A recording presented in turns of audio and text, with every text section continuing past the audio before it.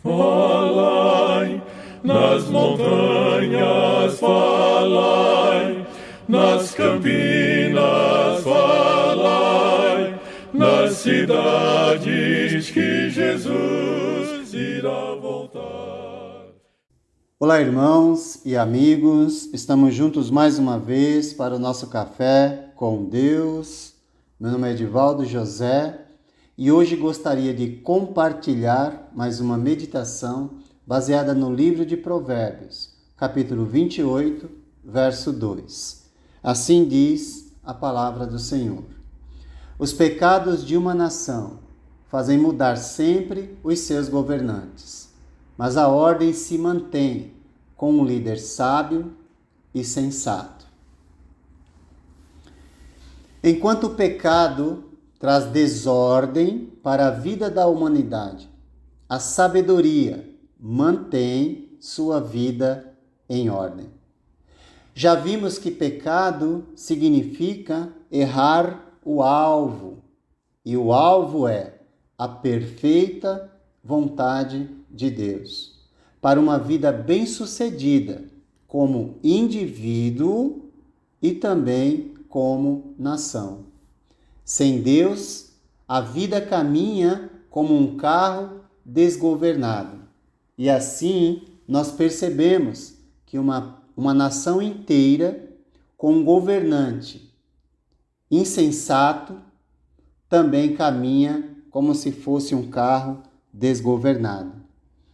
Bom, tudo começou com o desejo do povo de Deus, na época do profeta Samuel, de serem como as outras nações, em termos de liderança. Eles disseram, em 1 Samuel, capítulo 8, verso 5, tu já estás idoso, e teus filhos não andam em teus caminhos. Escolhe agora um rei para que nos lidere à semelhança das outras nações. Sua justificativa para esse pedido era: seus filhos não andam nos teus caminhos e você já está velho. Então nós precisamos de um rei para ser como as outras nações. Que tragédia!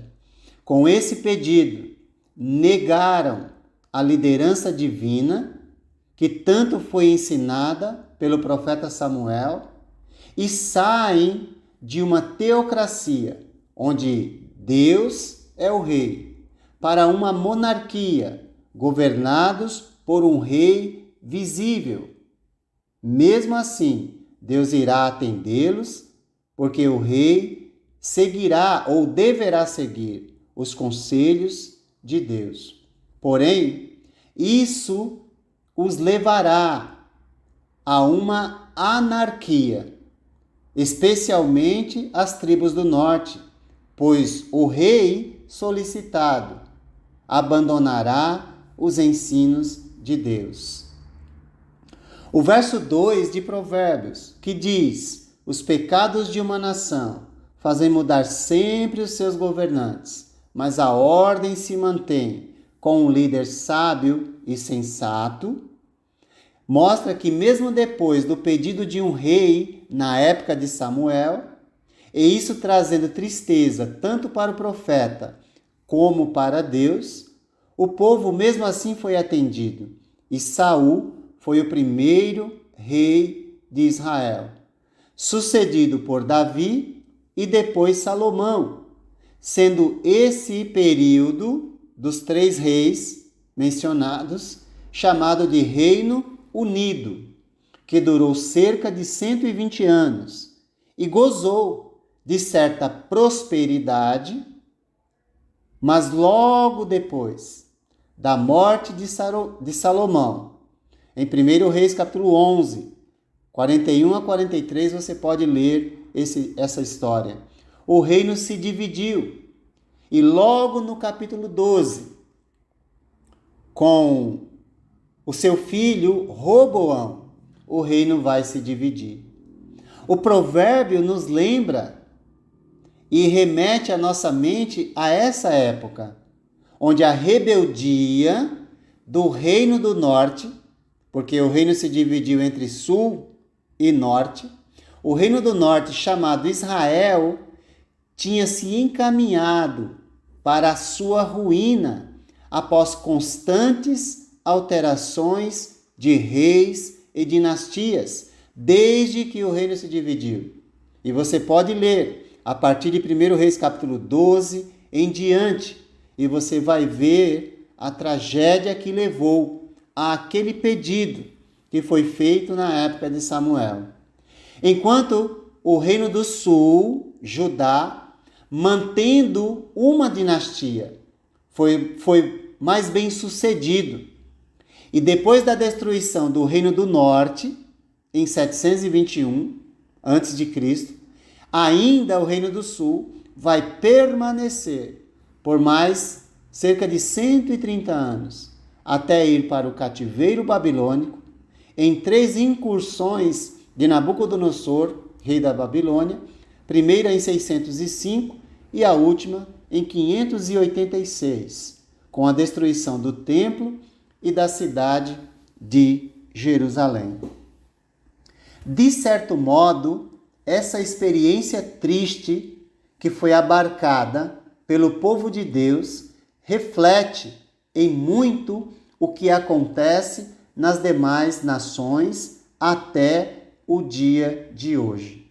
Seja onde a monarquia ainda prevalece, pois o totalitarismo prevalece nesse tipo de governo, seja no sistema de presidencialismo, onde a suposta liberdade existe, no suposto chamado sistema democrático, mas o que impera é a anarquia e a libertinagem, ao invés da liberdade proposta por esse sistema que simplesmente favorece a corrupção e os corruptores. Portanto, o provérbio para mim faz muito sentido, pois os pecados de uma nação fazem mudar sempre os seus governantes. Mas a ordem se mantém com um líder sábio e sensato. A primeira parte do provérbio impera no mundo. E a segunda parte? Onde ela está? Senão no coração daqueles que são governados por Jesus. Agora, o que fazer se o sistema desse mundo não governa a favor do bem da humanidade, senão para o bem particular ou para o bem de certos grupos? É necessário entender que a mentalidade individual, no que diz respeito a fugir de uma vida pecaminosa para não errar o alvo, se o seu alvo é fazer a vontade de Deus e buscar, assim, a sabedoria de Deus, a fim de que a justiça, de fato, seja exercida, pois só assim é que se valorizará tanto a justiça como a moralidade. Isso, primeiramente, em sua própria vida pessoal, em sua família, como instituição. E, quem sabe, se a sociedade abrir os olhos para Jesus, quem sabe, na sociedade. Enquanto isso não acontecer, os pecados de uma nação fazem mudar sempre os seus governantes. E certamente a ruína, a desigualdade, a impunidade sempre regerá os governos desse mundo. O totalitarismo oprime a nação. Do outro lado, nós temos aquilo que se chama democracia e que favorece apenas alguns. Não existe esperança em nenhum país ou governo que exclui Deus e sua sabedoria de sua governança. Por quê? A ordem se mantém com um líder sábio e sensato. E a sabedoria se encontra, sim, verdadeiramente, naquilo que Deus nos deixou em sua palavra. Certamente, se desejamos experimentar essa realidade em nosso tempo, devemos cuidar das nossas famílias e ver na prática que a sabedoria de Deus é a única que funciona, pois o que vemos quando olhamos para fora dela é apenas interesses pessoais e nada mais. Os líderes de nosso tempo estão se mordendo e se devorando uns aos outros. Consequentemente, serão mutuamente destruídos.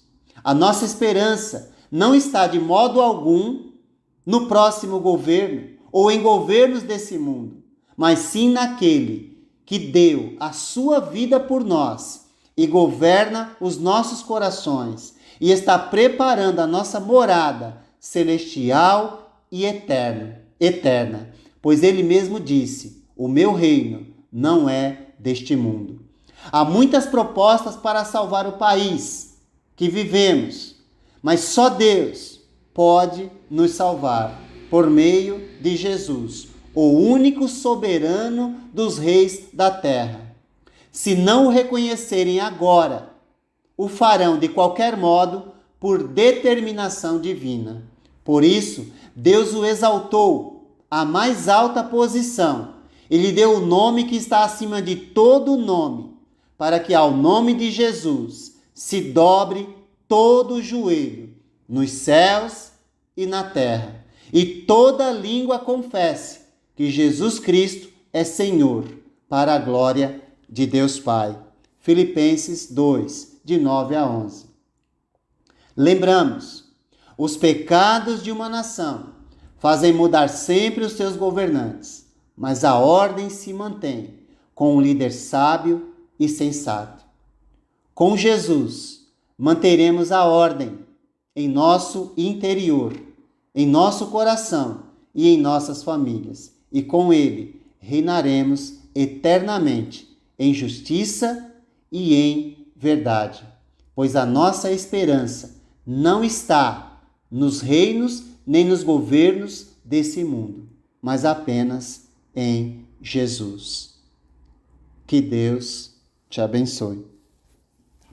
Falai nas montanhas, falai nas campinas, falai nas cidades que Jesus irá voltar. Conforto e proteção, concede o Rei da criação.